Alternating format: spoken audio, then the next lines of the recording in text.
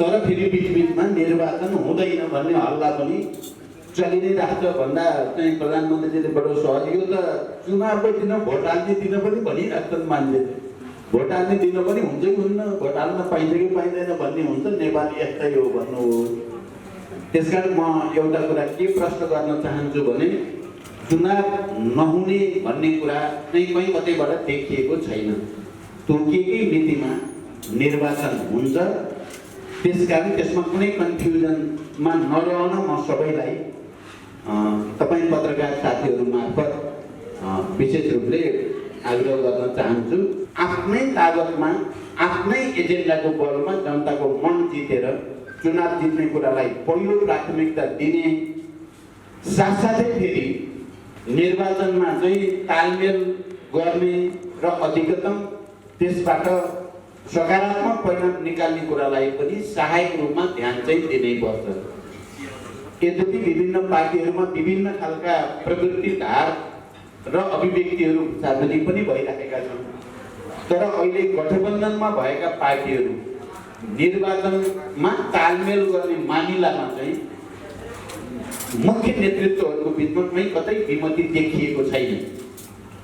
कतिपय मिडियामा कतिपय मानिसहरूले विभिन्न खालका अभिव्यक्ति दिए पनि प्रमुख नेतृत्व पङ्क्ति चाहिँ यो गठबन्धनलाई निर्वाचनसम्म र निर्वाचन पछिसम्म पनि किनकि गठबन्धन बनाउँदा संविधानको रक्षा लोकतान्त्रिक गणतन्त्र संहिताको रक्षा र राष्ट्रियताको रक्षा भन्ने उद्देश्यका साथ गठबन्धन बनाइएको हो।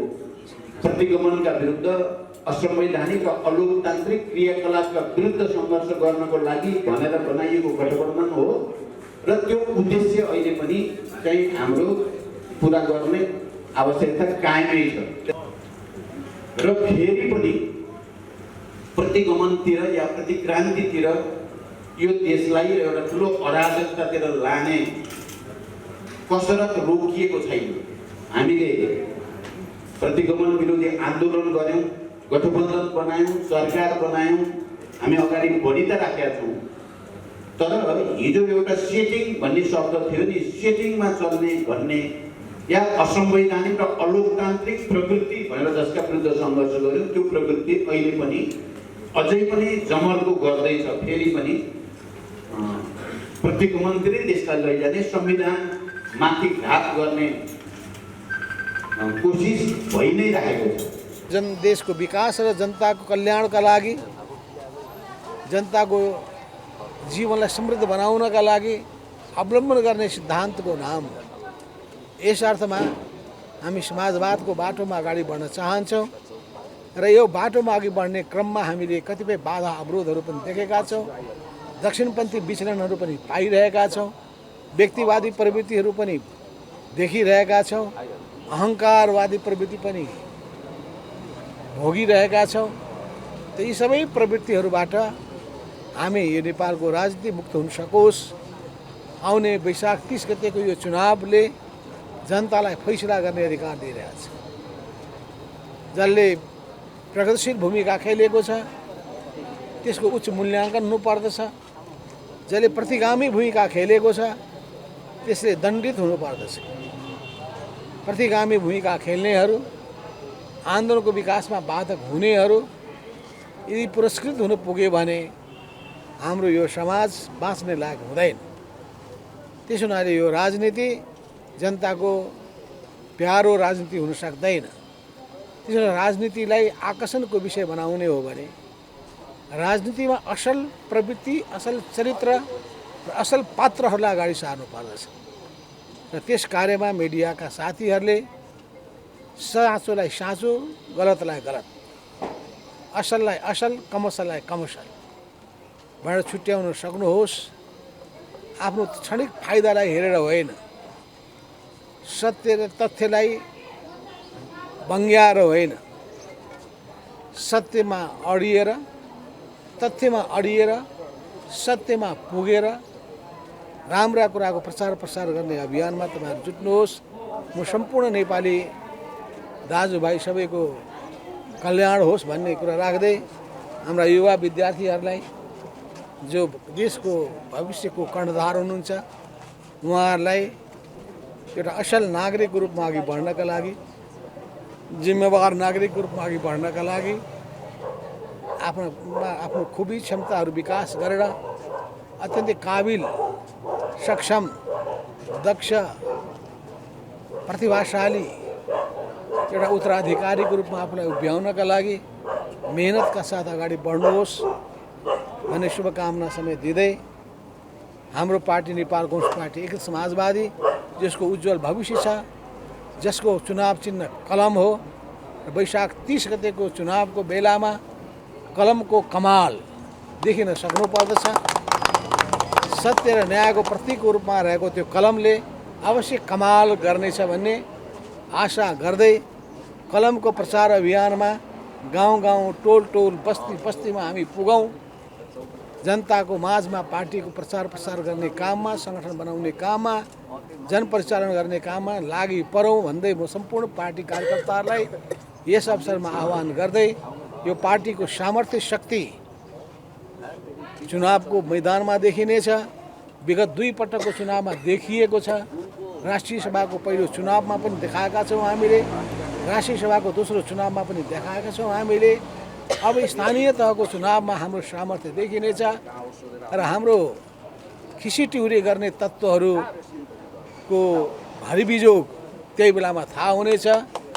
त्यस्ता घमण्डको पोको भएको रावणको नाश भए जस्तै, यस्तै होलिका दहन भए जस्तै त्यस्ताहरूको नाश दहन होस् भन्ने कुरा राख्दै सबैलाई शुभकामना दिँदै म आफ्नो भनाइ टुङ्ग्याउँछु। काङ्ग्रेसले त धेरै सम्झिने काम पनि गर्दैन, विपक्षीको कुरा पनि ज्यादा बोल्दैन। मौका पायो भने आफ्नै साथीभाइकै हामी चाहिँ अलिकति कुरा काटेर बस्छौँ। अब हामीले आफ्नो साथीभाइको कुरा काट्न छोडेर कम्युनिस्टको कुरा काट्न सुरु गर्नु पर्यो। हाम्रो विरोधीको कुरा काट्न सक्नु पर्यो। उनीहरूको तर्कपूर्ण तरिकाबाट, त्यो जबरजस्त कुरा काटेर हुँदैन। तर्कपूर्ण तरिकाबाट उनीहरूले स्थानीय निकायमा के गरे, यहाँको जुन बजेट छ त्यसको कसरी दुरुपयोग गरे, कसरी आफ्ना मान्छेको बिचमा मात्रै त्यो बाँडफाँड गरे र थोरै मात्रै जनताको बिचमा पुग्यो र राष्ट्रिय रूपमा उनीहरूले के गरे, 50 वर्ष शासन गर्छु भने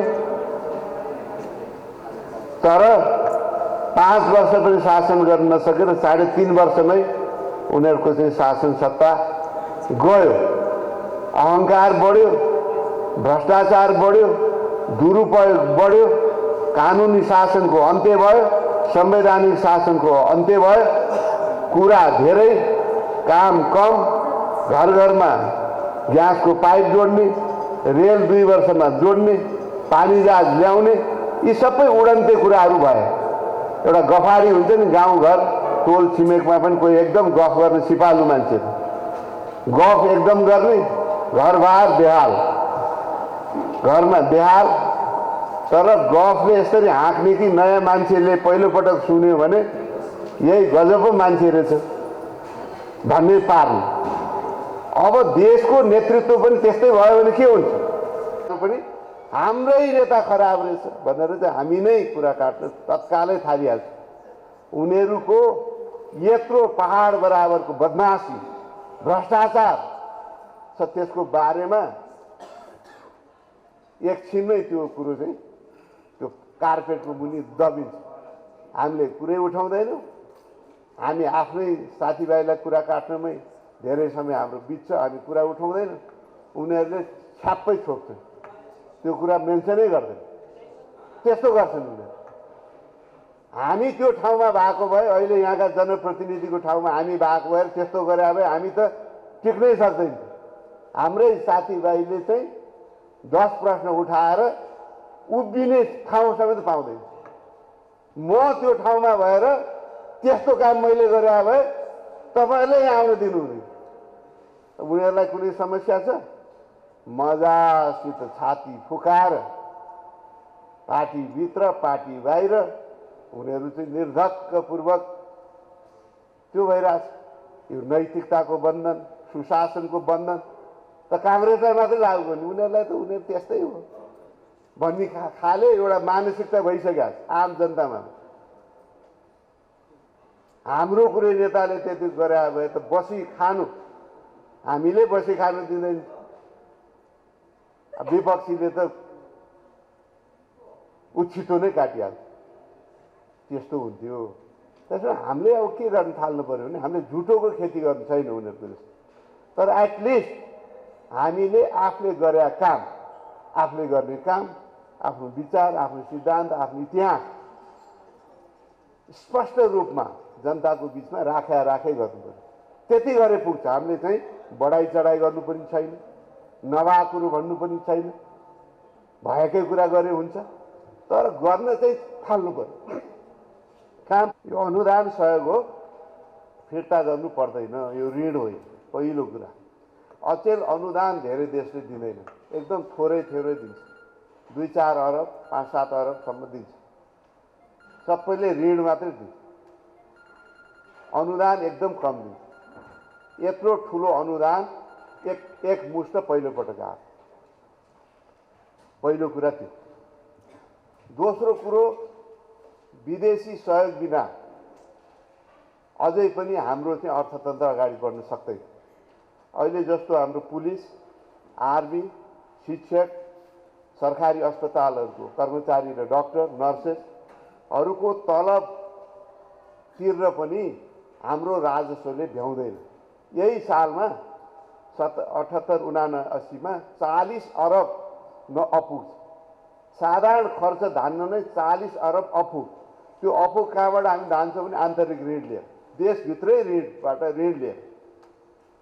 विदेशले त तलब खुवाउन ऋण दिँदैन, के अरे अनुदान दिँदैन। त्यसकारण हामीले देशभित्रबाट ऋण लिएर यो तलब भत्ताको व्यवस्था गर्छौँ भनेपछि हाम्रो स्थिति के छ?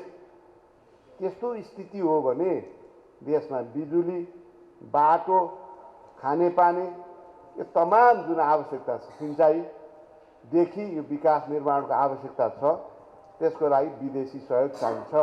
आजको सचिवालय बैठकले धेरै विषयहरूमा चुनावी तयारीका सन्दर्भमा, गठबन्धनका सन्दर्भमा, हाम्रा केन्द्रीय कमिटीका बैठकका निर्णयहरूको सन्दर्भमा धेरै चर्चा गरेको छ र मूलतः 2टा कुरा निष्कर्ष हामीले गरेका छौँ।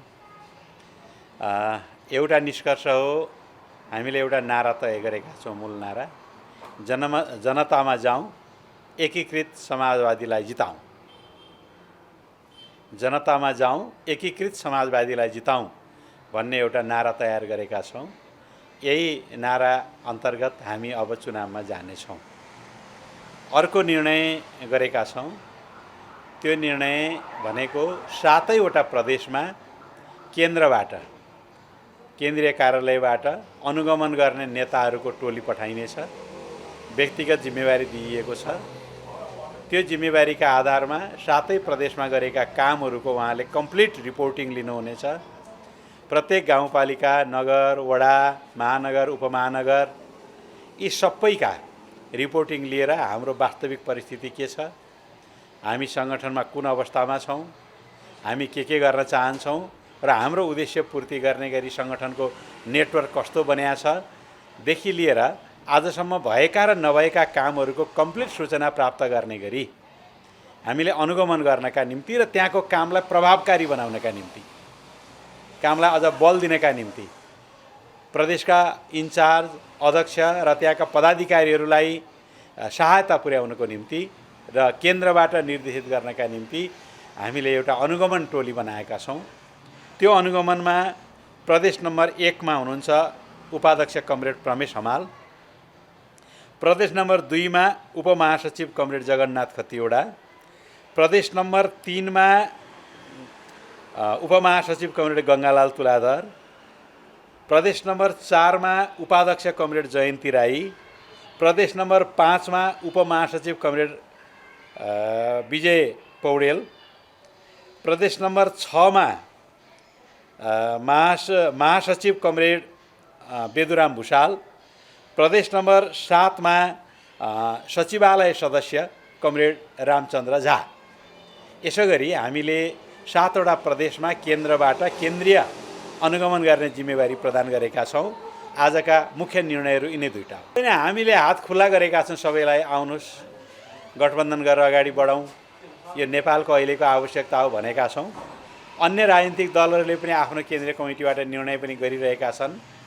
माओवादी केन्द्रले आफ्नो केन्द्रीय कमिटीले निर्णय गरेको छ, एक जनता समाजवादीले गरेको छ, नेपाली कङ्ग्रेसले आजसम्म निर्णय गरेको सुनिएको छैन। चाँडै केन्द्रीय कमिटीको बैठक बसेर उसले निर्णय गरे पश्चात अरू प्रक्रियाहरू अगाडि बढ्नेछन्। पहिलो कुरा त अहिले हामी त्यसको एउटा मापदण्ड बनाइरहेछौँ। मुख्य सामान्यतया विगतको प्रचलनलाई हामीले गरेको कुराहरूलाई हेर्ने हो भने महानगर उपमहानगरमा केन्द्रले सबभन्दा बढी ध्यान दिनेछ, अरू प्रदेश र जिल्लाहरूले बढी ध्यान दिनेछन्। यसकारण अब हरेकलाई आफ्नो ठाउँबाट कम्पिटेटिभ प्रतिस्पर्धा गर्न सक्ने उम्मेदवारहरूको नाम सूची बनाउने गृह कार्य पनि उहाँहरूले गरिरहनु भएको छ। यसलाई अन्तिम स्वरूप दिइसकिएको छैन। सम्वत 2079 साल वैशाख 30 गते सम्पन्न हुने स्थानीय तहको निर्वाचनका लागि मिति 78/11/30 गते उपरान्त आयोगले निम्न बमोजिमका निर्णयहरू गरी कार्यान्वयन प्रक्रिया अगाडि बढाएको छ। आगामी स्थानीय तह निर्वाचन स्वच्छ, निष्पक्ष, स्वतन्त्र, विश्वसनीय र मितव्ययी रूपमा सञ्चालन गर्ने सन्दर्भमा प्रचलित कानुन बमोजिम निर्वाचन प्रयोजनको लागि दर्ता भएका दलको उम्मेदवारलाई सोही दलको निर्वाचन चिन्ह दिन उपयुक्त निर्णय गर्ने सम्बन्धमा निर्वाचनमा भाग लिन आयोगमा दर्ता भएका राष्ट्रिय मान्यता प्राप्त बाहेकका 73 राजनीतिक दललाई राजनीतिक दल सम्बन्धी ऐन 2073 को दफा 57 बमोजिम जिल्ला स्तरको सङ्गठन संरचना जिल्ला समितिको विवरण 78 चैत्र 6 गतेभित्र पेश गर्न पत्राचार गरिएको छ। 2. आयोगबाट स्वीकृत भएको निर्वाचन आचार संहिता 2078 आज मिति 78 चैत्र 3 गते नेपाल राजपत्रमा प्रकाशन भइसकेको छ। आगामी स्थानीय तह निर्वाचन 2079 का लागि आयोगले तोकेको मितिदेखि उक्त आचार संहिता लागू हुनेछ। 3. आगामी स्थानीय तह निर्वाचन 2079 का लागि निर्वाचनको समयमा खटिने जनशक्तिको प्रति व्यक्ति 20 लाख रुपियाँको सामूहिक दुर्घटना बिमा गर्न राष्ट्रिय बिमा संस्थानसँग मिति 78/12/2 मा सम्झौता गरिसकिएको छ। 4. स्थानीय तह निर्वाचनका लागि आवश्यक पर्ने मतदाता नामावली, मतदाता परिचय पत्र लगायतका निर्वाचन सामग्रीहरू छपाईका लागि आज मिति 78/12/3 गते गोरखापत्र दैनिकमा 6 वटा प्याकेजमा ई-बिडिङको माध्यमबाट खरिद गर्न बोलपत्र सूचना प्रकाशन गरिएको छ। आसन्न स्थानीय तहको निर्वाचनको लागि उम्मेदवार बन्ने हालको स्थानीय तहका पदाधिकारीहरूको नाममा पेस्की बेरुजु छ भने फर्सेट भएको हुनुपर्यो। त्यस्तै असुल उपर गर्ने गरी किटानीका साथ उल्लेख गरेको बेरुजु छ भने त्यो पनि फर्सेट भएको हुनुपर्यो। दुईटा कुरा छ त्यहाँ, एउटा पेस्की बेरुजुको कुरा छ, एउटा असुल उपर गर्ने बेरुजुको कुरा छ। त्यो दुईटै चाहिँ फर्सेट भएको हुनुपर्यो यदि सम्बन्धित उम्मेदवारको नाममा छ भने। अब यस्तो छ, यसमा नेपालको संविधानको धारा 215(6) र धारा 216(6) उम्मेदवारको स्थानीय तहमा को निर्वाचनको लागि उम्मेदवार हुनेको योग्यताको विषय तोकेको छ। त्यस्तै स्थानीय तह निर्वाचन ऐन 2073 को दफा 12 र 13 मा योग्यता र अयोग्यताका विषयहरू तोकिएका छन्। त्यही कुरालाई आचार संहिताले इलाबोरेट गरेको हो र आचार संहितामा उल्लेख भए बमोजिम हाल बहाल रहेको स्थानीय तहको पदाधिकारीले निर्वाचनमा भाग लिनुपर्ने अवस्थामा अब त्यो पारिश्रमिक र सुविधा भुक्तान गरेको अवस्था छ भने त्यस्तो व्यक्तिले राजीनामा दिनुपर्ने गरी व्यवस्था भएको छ। आज प्रकाशित भएको आचार संहिता हेर्नुभयो भने त्यसमा अनुगमनको लागि आयोगले संयन्त्रहरू निर्माण गरेको छ। केन्द्रदेखि जिल्लासम्म र विभिन्न अनुगमन अधिकृतहरू पनि तोक्न सक्ने अब सूक्ष्म अनुगमनदेखि लिएर विभिन्न खालका अनुगमनहरूको व्यवस्था त्यहाँ गरेको छ। र अब जहाँसम्म आचार संहिता उल्लङ्घनको कुरा छ, आचार संहिता उल्लङ्घन हुँदाखेरि गरिने कारबाहीका सम्बन्धमा पनि स्थानीय तह निर्वाचन ऐनले व्यवस्था गरेको छ। त्यसमा अब उल्लङ्घन गरेको उम्मेदवार वा दललाई त्यस्तो उल्लङ्घन नगर्न निर्देशन जारी गर्न सक्ने, अब त्यो निर्देशनहरूको पालना नभएमा जरिवाना गर्न सक्ने 1 लाख रुपैयाँसम्म हैन। अब निर्वाचन स्वच्छ स्वतन्त्र र भयमुक्त वातावरणमा सञ्चालन हुन आचार संहिता उल्लङ्घनको कारणले त्यो चाहिँ चुनौती देखिएको अवस्थामा सम्बन्धित उम्मेदवारको उम्मेदवारी रद्द गर्न सक्ने सम्मको कानुनी व्यवस्था छ। अब त्यसो भएकोले निर्वाचन आयोग आचार संहिता पालना गराउनमा ती सबै खालका कानुनी प्रावधानहरूको उपयोग गरेर पालना गराउन कटिबद्ध छ।